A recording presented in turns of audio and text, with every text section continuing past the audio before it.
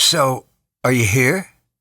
Oh, thank you for being here, right where we want you. Welcome to the Paul Leslie Hour's multimedia reflections and thoughts on three bold, dynamic American women, girls, females, ladies.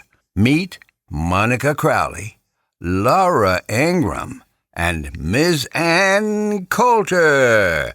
You're going to hear Paul's perspectives and, well, perhaps even more interesting takes from a variety of people. Roger Stone, John Paradise, Uber publicist AJ Rice, Summer Lane of Right Revolution, Wyatt Torosian, Robert McCready, and the X account formerly known as Tweet, ANNTENSITY. Let's watch. Let's listen. Let's enjoy and learn. There are many people I keep on my media radar, and maybe I consume a bit too much political commentary, but I like to watch, listen, read, and discuss a number of people. There are three women who shine the brightest in my estimation: Crowley, Ingraham, and Coulter, the cream of the crop in a world full of facsimiles and trepidatious pundits who only masquerade as fearless. Look no further than these based blonde babes. They're the best, and I stand by my choices. I've got a little help from my friends and colleagues, and will be presenting my endorsements with quotes, as well as a little audio and video. Monica Crowley is multifaceted: an author, activist, public servant, and columnist. Born in Arizona, a red state, by the way. Until the final episode dropped on December 12, 2024, she was the host of the Monica Crowley podcast. Maybe her podcast will come back someday, but for now you can listen to the episodes wherever you get your podcasts. I always considered her the kind of person who makes things happen no matter what. Roger Stone, political icon known for stone-cold truth, amongst other things, described Crowley this way in an exclusive statement. Quote, "Monica Crowley is one of the most capable and insightful women I have ever worked with in the world of politics. Like our former boss Richard Nixon, Monica is persistent, resilient, and indefatigable. So in light of Stone's comments, I'm pleased to say my instincts were correct." I also had the chance to talk about Crowley with professional storyteller John Paradise. Here's an excerpt from the John Paradise tapes. Listen. So, Monica Crowley. Monica Crowley is a very attractive woman who I personally like. She's the type of woman I would like to have by my side. But she was fortunate to become friends with two of the most maligned presidents in U.S. history, unfairly maligned presidents in U.S. history, who were both outsiders trying to go against the government status quo, the bureaucracy that got so big that it turned into the deep state. She became a friend and supporter of theirs. She was aware, in the case of Trump, of what was going on with deep state power, which is the unelected bureaucracy that stays in place across elections. And I think she was able to advise him on how to handle them. What do you think about Monica Crowley as a communicator, as a broadcast personality? She communicates in a very natural way. She's able to say very important things without bombast, without banging the table. She's very calming to listen to, even when she's talking about very important things that could threaten our lives. Very clear. Threaten our form of government. Yeah, she's very clear. She's also very sweet. She has a feminine way about her while still being strong and emphatic about the realities that need to be addressed by someone, a president who would want to change the way things have gone wrong. Yeah. Thank you, John. Monica Elizabeth Crowley is intriguing. She doesn't reveal much about her personal life, like if she's ever been married. I respect that. I want to echo Paradise's points about Crowley the communicator. She's so clear and has distinct delivery. She sounds crisp, like a carrot stick.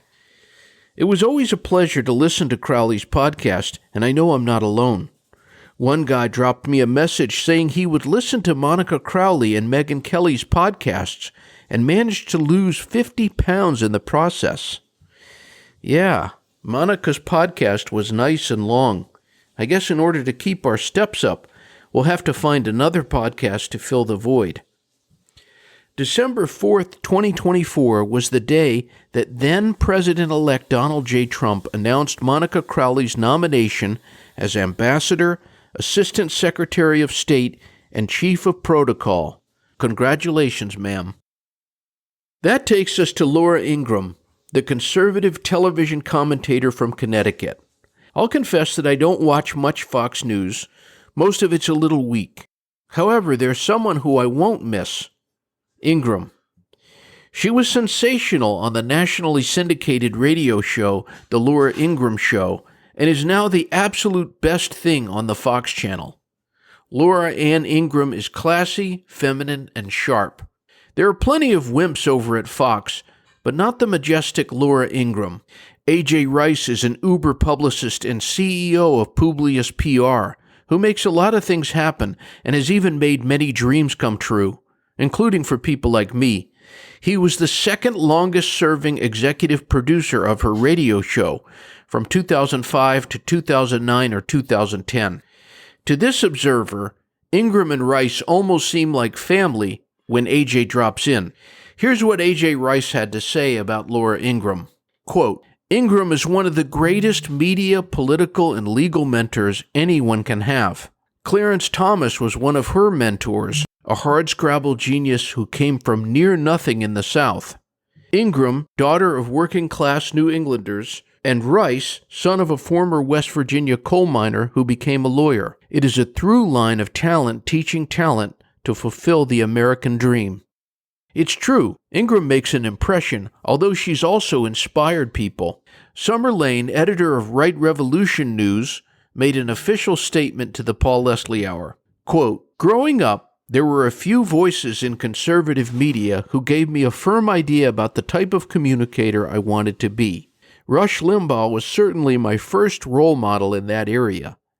I remember very clearly, at just 6 years old, recording my own radio show on a cassette tape and pretending to pontificate about the state of 90s politics and the latest White House drama. Rush introduced me to politics, but people like Laura Ingraham showed me that a woman could be successful on air too, and that was perhaps the best inspiration of all. I appreciate her no-nonsense commentary over the years, and I think she is a great example of a classy, common-sense communicator in a largely male-dominated world of vicious news. That's the thing about Ingraham. She brings it all home with great economy of words, and she's no stranger to controversy. But the left and legacy media hate her most of all for being right, in both meanings of the word. The Ingraham Angle averages more than 3 million viewers. She's the most watched woman host in cable news history. She's on at 7 p.m. Eastern every weeknight. It's the third highest rated television news show. A real highlight is when she and Raymond Arroyo share the screen. Side note, I highly recommend Raymond's new podcast, Arroyo Grande, which, although new, has already featured Mel Gibson, Gary Sinise, and John Rich. Just like Crowley, Ingraham's personal life is kept mysterious. She's adopted 3 children and started life as a Baptist and ended up Catholic. Whether on the page or the tube, Laura lights it up. If you only watch one opinion-oriented news TV show, it's gotta be the Ingraham Angle, which is on schedule to hit 2,000 episodes. Last, but by no means least, we come to Ann Coulter. I've known of her from youth. Would you believe I can recall the first time I heard her voice? She was on the phone with Rush Limbaugh, God rest his soul, on his iconic radio show. She mentioned that she was in her unmentionables after being introduced and talked up by Rush. Maybe she was trying to break the ice. Rush said something just a little spicy, and I made a mental note of this Coulter. She's been a constant ever since. She's about as entertaining and provocative as they come. Is she ever dull? Not a chance, never that I witnessed. There may be a number of people who try to brand themselves as I say what I think types, but they all pale in comparison to the Coulter. She's not just opinionated, she's funny in a way that few can be. All of this is perhaps why she surpassed her role of political writer and became a cult figure. A recommended follow on X is ANNTENSITY. Follow that one. It's like a fan page where you can see tons of videos and pictures and up-to-the-minute news about the New York City-born Ann Hart Coulter, with a total of 13 New York Times best-selling books to her name. The person who operates the account laid this on me. Quote, Ann Coulter is the most down-to-earth, legendary person in America. I would tell you how nice she is, but I don't want to mess up her reputation. Legendary indeed. Our good friend Wyatt Torosian summarized the appeal of Ann and even told us of his personal encounter with her. Here's Wyatt. Quote, Ann Coulter was the first person I ever read who told the truth about American history, and she was funny. My introduction was treason, which added an asterisk to so much I'd learned in my history class. While other pundits came and went, Coulter stuck to her guns. Rewatch her interviews. She made the media look biased and foolish, revealing the emperor's new clothes. The two largest influences on my young mind were Ann Coulter and Andrew Breitbart. I had the privilege of meeting both.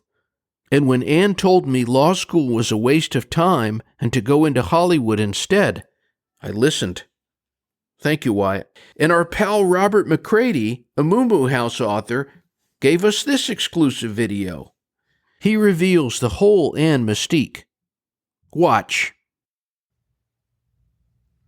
I like Ann Coulter because she says brave things. She says things that you've never heard before. She says things that breaks your mind open, like when she referred to Christians as perfected Jews, or she referred to herself as the Native American because this nation is a nation of settlers, not a nation of immigrants. She says brave things like when she endorsed Donald Trump before anyone else did, and they laughed at her at Bill Maher's show. She endorsed him based on her research and her statistics about immigration and how well people did who ran on immigration. I like Ann Coulter because she's funny, she's pretty, she's charming. You never expect her to say things coming out of a 100-pound body like that. She uses the elliptical. She is a star. She's a celebrity. She has a ton of famous friends. And if the world were different, she'd be on late-night talk shows every night, killing ratings. Kind of says it all, doesn't it? As far as we know, Ann Coulter has never been married and doesn't have children. It's been said that she's a Presbyterian, and Ann told interviewer Lisa de Pasquale that Christianity fuels everything she writes. Ann Coulter keeps pretty busy with her Substack, the Ann News Network. That's ANN. But what you don't want to miss is her unbelievable podcast, Unsafe. What do you get when you listen to it? A great, entertaining ride. It won't feel tepid for even 10 seconds. Mostly you'll get her hot takes, but she also does A-plus interviews with everyone from Robert F. Kennedy Jr. to Enrique Tarrio of Proud Boys fame. And keeps it real. So these are the female political commentators most on my radar. Coincidentally, all are blonde, thin, and have kept their marital status a secret. Even pointing this out is sure to offend someone in our overly sensitive world. Thank God. What can we learn? I guess that it's smart to stay in shape, keep some mystery about your personal life, and not worry about offending people who have clearly demonstrated nothing but disdain for America and the people of this country. I sure appreciate you listening to the very end. Let me know which of these women you like to listen to the most, or maybe she isn't on this list. Until next time.